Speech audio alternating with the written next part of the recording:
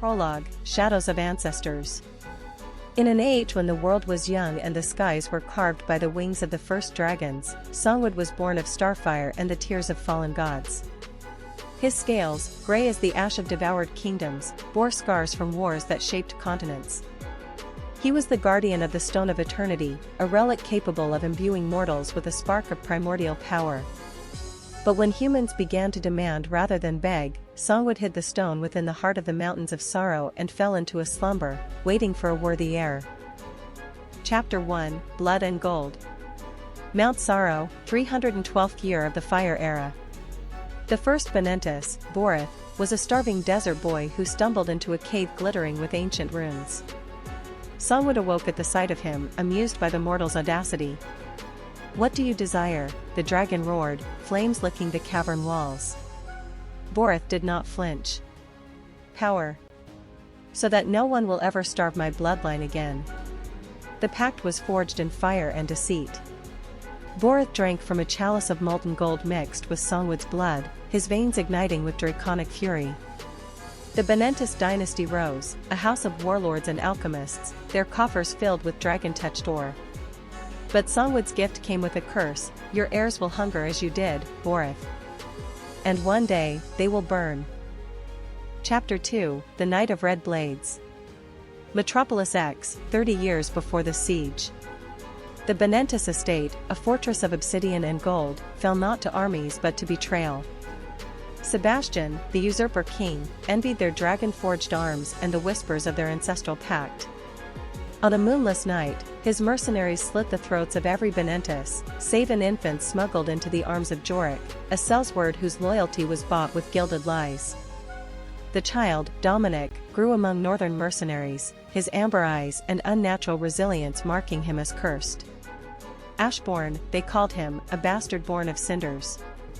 But the truth festered in Jorik's chest, buried beneath Sebastian's blood-soaked gold. Chapter 3, The Blood Book's Whisper. Syndicate Outpost, Wastes of Crimson Sand. At 26, Dominic uncovered his legacy in a splintered chest, the Blood Book, its pages inked in dragon's blood. Entries detailed centuries of Banenntis rule, the pact with Songwid, and Sebastian's payment to Jorik. "Ensure the heir forgets his name," read the final line. That night, beneath a star-choked sky, Dominic confronted Jorik.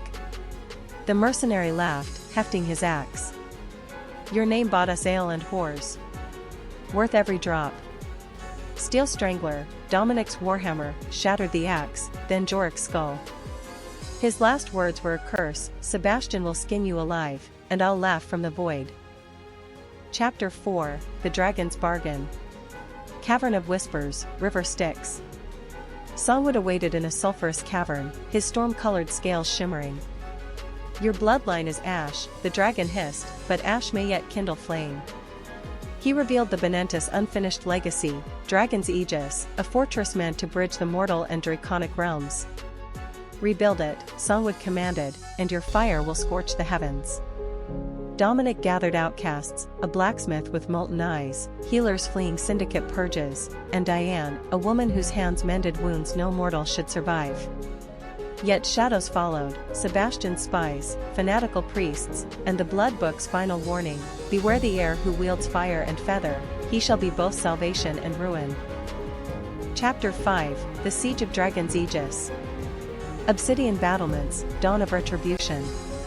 Sebastian's army arrived at midsummer, 10,000 soldiers, siege engines shaped like praying hands, and a child, Dominic's son, Kale, held hostage. "Kneel," Sebastian taunted, "or I'll feed him to my hounds." Diane stepped forward, her skeletal wings unraveling. "He is not yours to claim." Celestial light surged, melting Kale's chains. As the boy fled to Dominic, Songwid erupted from Mount Sorrow, his wrath summoning obsidian wyrms from fissures.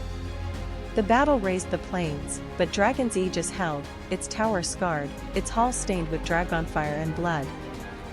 Chapter 6, The God King's Gambit. Crystal Spire, Realm of Elion. Elion, the God King of the Crystal Spire, sought to crush the fortress that defied his dominion. His paladins marched alongside syndicate mercenaries, their alliance a storm of greed and holy wrath. Diane, her body fraying from borrowed magic, unleashed storms of ash. Yet Elian's voice boomed, "You borrow power, little angel. I am its source."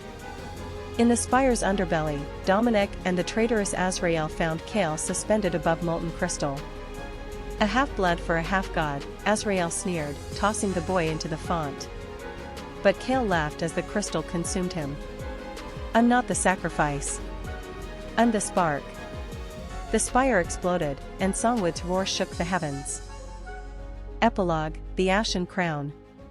Ruins of Dragon's Aegis. The war ended where it began. Sebastian, his face melted by Elian's cursed gifts, died beneath Steel Strangler's blow.